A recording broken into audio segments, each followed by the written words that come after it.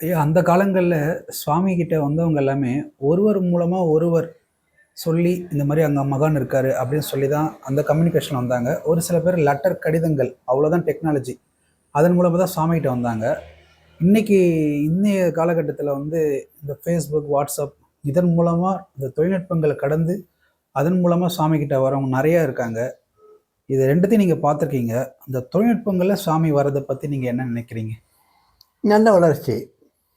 இந்த மாதிரி ஒரு ஞானி ஒருத்தர் வாழ்ந்துட்டு இருக்காருன்னு இந்த தொழில்நுட்பம் இவ்வளோ வளர்ந்ததுனால தானே எல்லாத்துக்கும் பரவலாக தெரியுது. நல்ல வளர்ச்சி இது. அதுவும் சீக்கிரம் போய் சேர்ந்துடுறதில்ல. இன்னைக்கு துன்பங்கள், கஷ்டங்கள், வெளியே சொல்ல முடியாத துயரங்கள், இது எல்லாம் நிறையாவே இருக்குது. வீட்டுக்கு வீடு இருக்குது, ஒவ்வொரு குடும்பத்திலையும் இருக்குது. எல்லாருக்கும் ஏதோ ஒரு வகையில் ஒரு ஆறுதல் வேண்டியிருக்கு, எல்லாருக்குமே ஒரு வகையில் ஒரு விடியல் வேண்டியிருக்கு. அவங்களுக்கு தன்னுடைய பிரச்சனைகள்லேருந்து வெளியே வர்றதுக்கு வழிவறைகள் தெரியாமல் இருக்கிறதுனால ஞானிகள் இருக்காங்களான்னு தேடி பார்க்குறதுக்கு இப்போ உள்ள இந்த ஊடகங்கள் ரொம்ப உதவி பண்ணதில்லை. இப்போ ஒரு கூகுள்லேயோ இல்லாட்டா ஒரு ஏஐ ChatGPT இல்லாட்டா எதுலேயோ ஒன்றுலேயோ ஞானிகள் இப்போ உள்ள ஞானிகளை பற்றி தேடினா வருதில்லை, ரொம்ப வேகமாக வருதில்ல.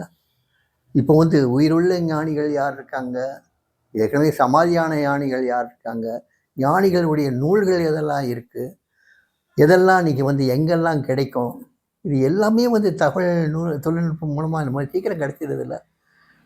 எப்படி இந்த துன்பங்களும் துயரங்களும் இவ்வளோ மாடர்னாக வருதோ அதே மாதிரி இதுக்கு உண்டான அந்த பதில்களும் அந்த ஆறுதல்களும் ரொம்ப மாடர்னாக தான் வருது. இப்போ ரொம்ப அல்ட்ரா மாடர்னாக வருது.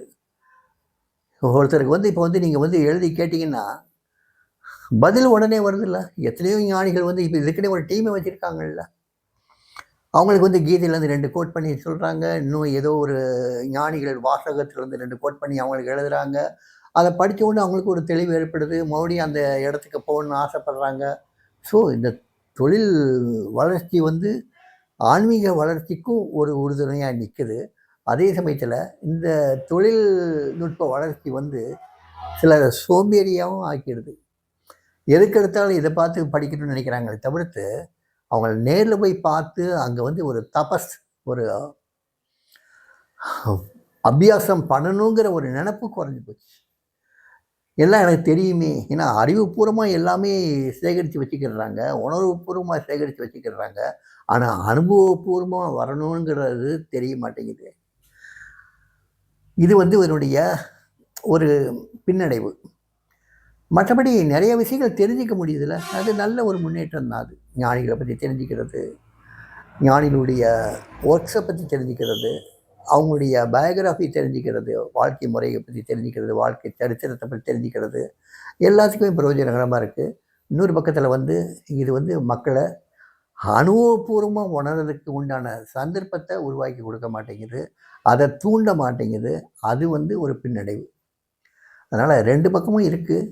ஆனால் அதிகமாக வந்து நன்மை தான் பயக்குதுன்னு சொல்லுவேன்.